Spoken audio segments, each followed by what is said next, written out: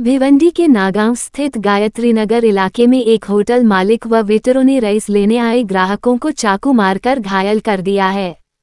सूचना मिलते ही मौके पर पहुंची शांतिनगर पुलिस ने घायलों को उपचार हेतु भिवंडी के आईजीएम भेजा और होटल मालिक व वेटर समेत कुल 6 लोगों को गिरफ्तार कर लिया है।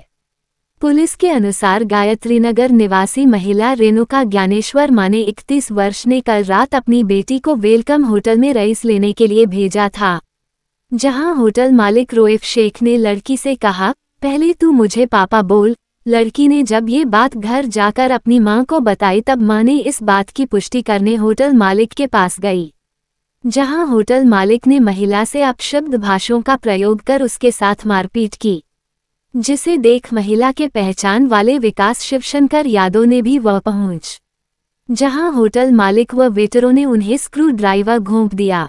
वहीं दूसरे वेटर ने उन पर चाकू से हमला कर उन्हें घायल कर दिया। इतना ही नहीं, झगड़ा छुड़ाने गए विकास यादव के मित्र उमेश पाटिल को भी वेटरों ने मारकर घायल कर दिया है। इस प्रकरण में शांतिनगर पुलिस ने वेलकम होटल के मालिक रोएफ शेख, वेटर आलम, रियाज समेत कुल 6 लोगों को गिरफ्तार कर लिया है, जिनके खिलाफ पुलिस ने बीएनएस की धारा 74,109, 189 4, 189 8, 189 9, 190, 351 2 व 352 के तहत मामला दर्ज किया है, जिसके आगे की जांच पुलिस उपनिरीक्षक एस.एम. भुगे कर रहे हैं। रेणुका ज्ञानेश्वर माने माझी 8 वर्षाची पोरगी आहे।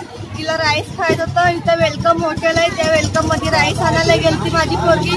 तो वेलकम हॉटेलवाला शेट आहे, तो काय माझ्या पोरीला बोलायला लागला, तुम्हाला पप्पा बोल। तर मी गेले तिथे विचारायला, तर माझ्या पोरीला तो असं का बोलला, तो मला शिव्या गाळी करून मारहाण करायला लागला। तितक्यात बोलायला लागला, तलवारी घेईला इथंच कापून देऊ, बोलते आयता शिकार आपल्या आपल्या आतमध्ये आला, असं हिंदीमध्ये बोलायला लागला होता। तितक्यात सकार बंद करत घेतला त्यांनी, अर्धा सकार बंद पण केलता। त्यानंतर तिथले पोरं धावत आले की काय झालं तितक्यात फणाफण मला मारला। माझे कपडे बिपडे पण फाडण्यात नाही दाखवू शकणार। तिथं मग मारहाण करता पोरं मला वाटून आली, मला ओळखीचे पण नवीन पोरं परत देवासारखे माझ्यासाठी धावून आले। त्या पोरांना माझ्यासाठी मारहाण झाली। त्या पोरगा सिरियस आहे, तो पोरगा खूप त्याला मार लागलाय।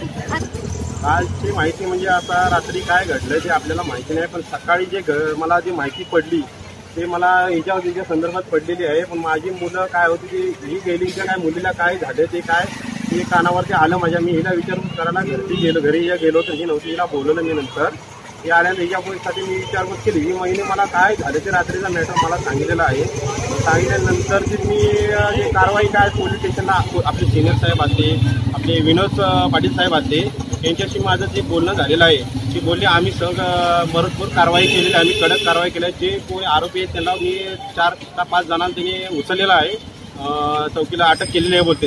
ह्याच्यानंतर मी त्यांना बोललो काय की हा जो हॉटेल आहे त्याच्यानंतर याचा पहिला पण महाराष्ट्र हॉटेल होता, हाच मालकाचा, तो पण पहिला त्याच्यावरती पण गुन्हा दाखल आहे। माझा पण तो असा दादागिरी करतोय, तो काय पण भाईगिरी करतोय, तो आपण बाहेर येऊन धंदा करतो। आमच्या महिलांना जे आमची लेडीज आहेत का अशी हिंदू लेडीज आहेत त्यांच्यावर जर ह्याच्या पुढं काय जर गुन्हा होणार असं किंवा काय तकलीफ झाली तर कोण ह्याची जिम्मेदारी घेणार, हे पोलीस प्रशासनानं आपल्याला दखल घेतली पाहिजे।